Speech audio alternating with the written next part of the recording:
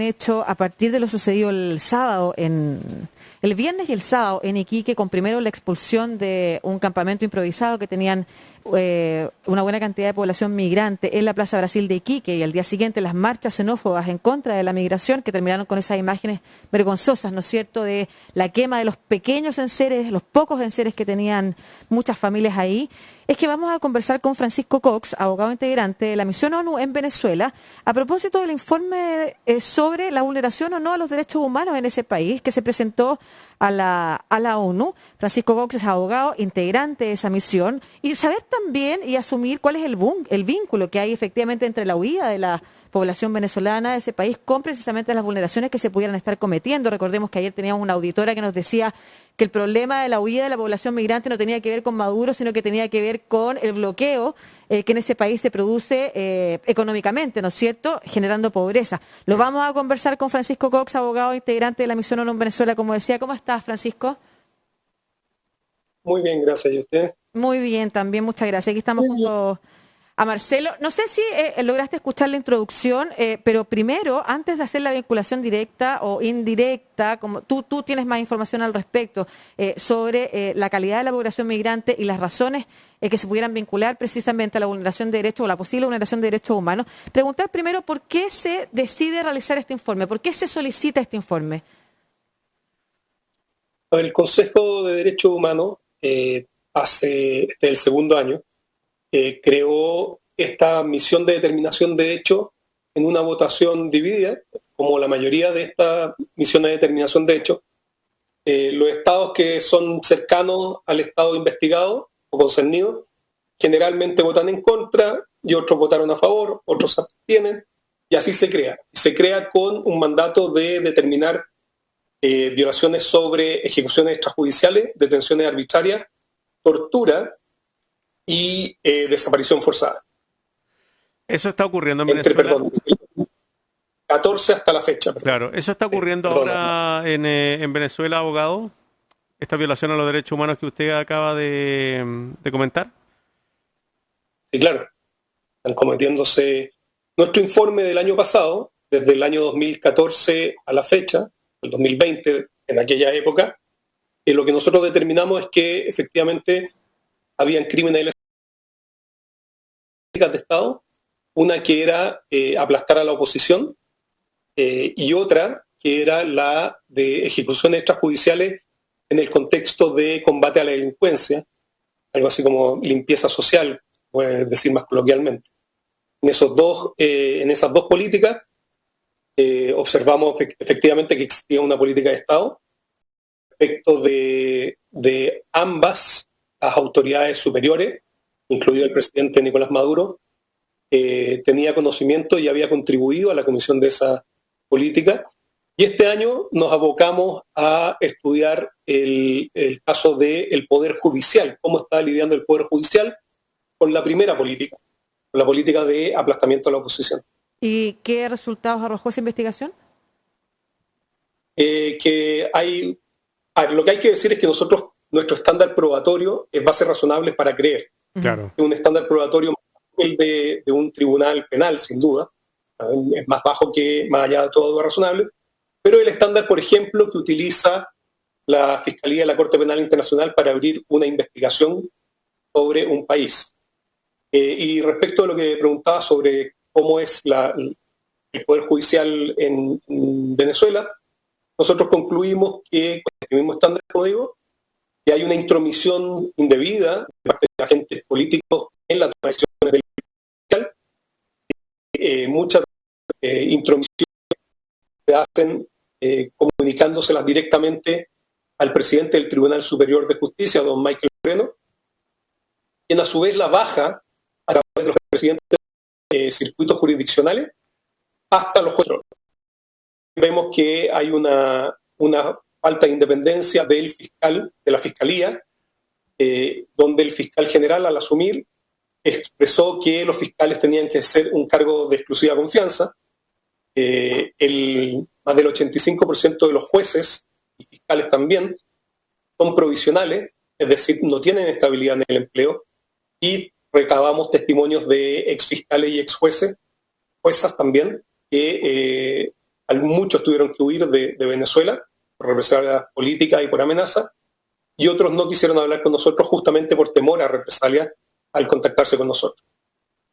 ¿Esto en una democracia común y corriente sucede, abogado? La intromisión, la violación a los derechos humanos, porque hay gente que cree que esto es como que nosotros hacemos, o la gente hace propaganda en contra del gobierno del presidente Maduro, para que quede claro, en una democracia existe esta intromisión del poder civil en los jueces, existen violaciones a los derechos humanos, no separación en los poderes del Estado. No separaciones del Estado, claro. A ver, va a depender de tu definición. Es que efectivamente existían detenciones arbitrarias. Aquí se da, por ejemplo, que jueces y juezas decretan libertad de personas y los organismos de inteligencia, el civil y el militar, no las cumplen y mantienen a las personas detenidas. De hecho, este es uno de los puntos que se está negociando en México, que se liberen a personas que en orden de... Eso yo diría que acá por lo menos sería motivo, y en cualquier democracia sería motivo del inicio de una investigación por desacato y probablemente quien no cumple una orden judicial de orden de libertad, o sea, en gendarmería, por ejemplo, si un gendarme se niega a decir, ¿sabe qué? No, yo no lo voy a soltar, hasta que me diga mi jefe, generaría, yo me imagino que más que algún problema, y probablemente esa persona y los superiores terminarían presos, o por lo menos investigados. Francisco, cuando tú señalas que es una política de Estado, las organizaciones que tú, ¿cierto? Además de la intromisión indebida, por ejemplo, en el Poder Judicial, el tratamiento a la oposición, ¿te refieres entonces a casos que no son aislados ni menores, sino que y lo menciono además en el contexto de lo que tanto se discutió en Chile respecto de si eran sistemáticas o no las violaciones a los derechos humanos, y en el contexto también de lo que pregunta Marcelo, que acá es una definición que no se ha dado, al menos lo diría los políticos, ¿no es cierto?, como si es condenar al gobierno de Maduro por lo que está haciendo, si es una dictadura o es una democracia, si se puede efectivamente enarbolar el principio de no injerencia o de no intervención en los asuntos de un Estado cuando se habla de lo que pasa en Venezuela. ¿Es una política de Estado porque es sistemático, no son casos aislados? ¿Y de qué manera, si nos puedes también ahondar a propósito de esa pregunta, fueron recabando la información? A ver, eso fue lo que nosotros determinamos en el informe del año pasado, para tener claridad. Sí. Y ahí lo que digo es que hay una política de Estado que es seguir y aplastar a dirigentes de la oposición. ¿Por qué decimos que esto es una política de Estado? Porque se facilitan recursos. Es decir, la política que se hacía es, se da la orden al jefe del SEBIN, que es la inteligencia civil, o al DGCIM, que es la inteligencia militar, de seguir a una determinada persona. ¿Quiénes son estas personas? Las que son opositoras al gobierno o son percibidas como opositoras por parte del gobierno. Por ejemplo, uno de los casos que nosotros tenemos, o sea, que registramos, son casos de tuiteros que uno que decía, mire, este recorrido que hace el avión presidencial en fuente abierta, con un sistema en internet, y a esa persona la detienen, la torturan, hacen una detención arbitraria, las torturas son descritas por la víctima y personas que estaban detenidas con esa persona, y posteriormente es presentada al tribunal con muestras de tortura, y el tribunal hace caso omiso a dichas torturas y toma como válida las declaraciones de tortura y la evidencia. Entonces, como vemos aquí, esto se repite. Sistemático más que generalizado tiene que ver con una política que no es un, sino que efectivamente hay una decisión de una estructura.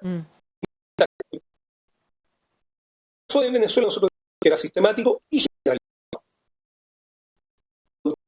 Autoridades opositores, por ejemplo, que hacen críticas al gobierno, son detenidas, como son estos, por ejemplo, la sala de los locos, porque tiene como que fuera una todo se llama el código respecto al CEBIN,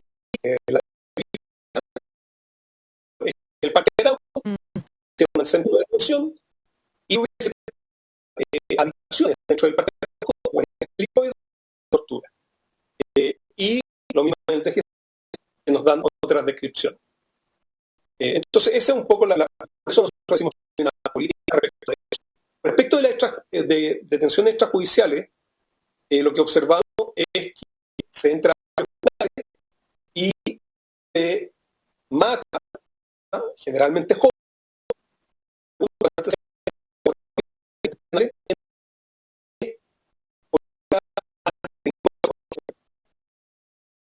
que la persona ya estaba reducida, ya no tenía y los ejecuta.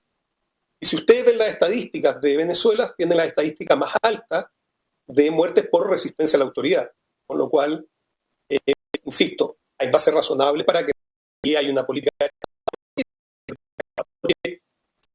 los recursos, como por ejemplo armas, banquetas, para cerrar el barrio y hacer todo operativo, y entonces también el helicóptero vigilan que se haga este operativo, y todo esto ocurre en este contexto, y por lo tanto con declaraciones, en algunos casos incluso con videos que la persona ya está reducida, y después aparece muerta. Entonces, ese es un poco cómo llegamos a eso. ¿Cómo llegamos a esta información? Con testimonios, videos y documentación. Estamos conversando con Francisco Cox, abogado e integrante de la misión de la ONU en Venezuela para analizar el tema de los derechos humanos. Nos queda poquito tiempo, pero me gustaría preguntarle, después de todo esto que nos ha descrito, abogado, la situación de los migrantes venezolanos en toda Latinoamérica, ¿usted podría inferir también que se debe a estas situaciones de persecución política, no sé, la situación económica en que está Venezuela en este minuto, pero ese mismo los venezolanos que han llegado a nuestro país podrían arguir el tema de su persecución política para pedir refugio en Chile? Varios sí. Hay aquí sin duda que el deterioro de la situación económica de Venezuela es muy grande. Ahí yo no tengo mandato, nosotros no tenemos mandato para pronunciarnos sobre las sanciones unilaterales, pero obviamente aquí hay que buscar una salida pacífica. Y lo que es muy importante, yo creo que la hipocresía del gobierno de apoyar nuestra misión, de apoyar el informe, pero sin embargo, más grandes venezolanos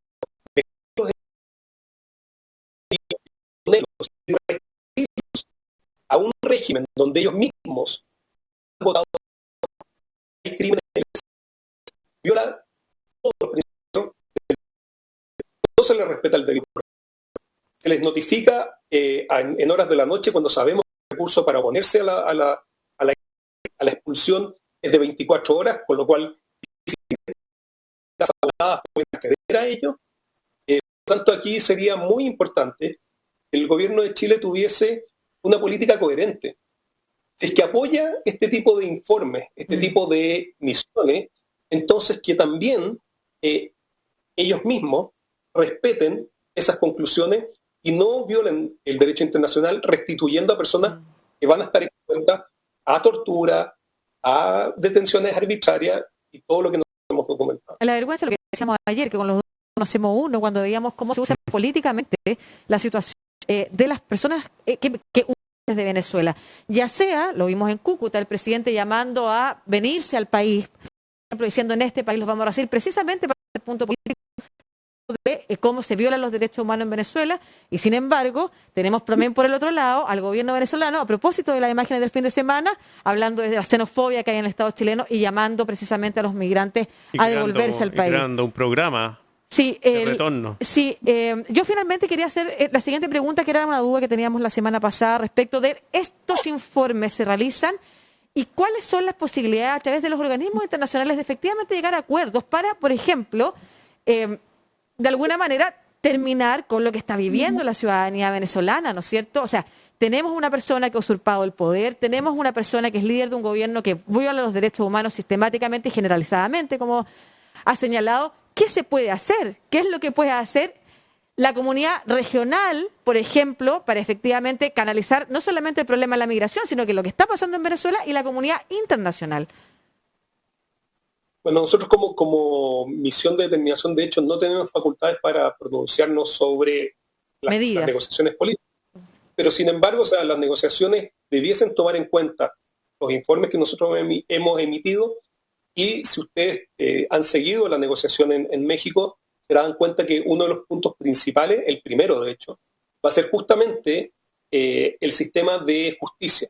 La comunidad internacional con estos informes lo que puede hacer es, por una parte, usar, respetando sus propios procedimientos, sus estándares probatorios y todo, usarlo para lo que es la jurisdicción universal, es decir, aquellas personas que son responsables de estas políticas o de estos crímenes en realidad, puedan enfrentar la justicia y por lo tanto las víctimas también tengan acceso a la justicia. Entonces, esos creo que son los mecanismos desde nuestra perspectiva que se pueden utilizar.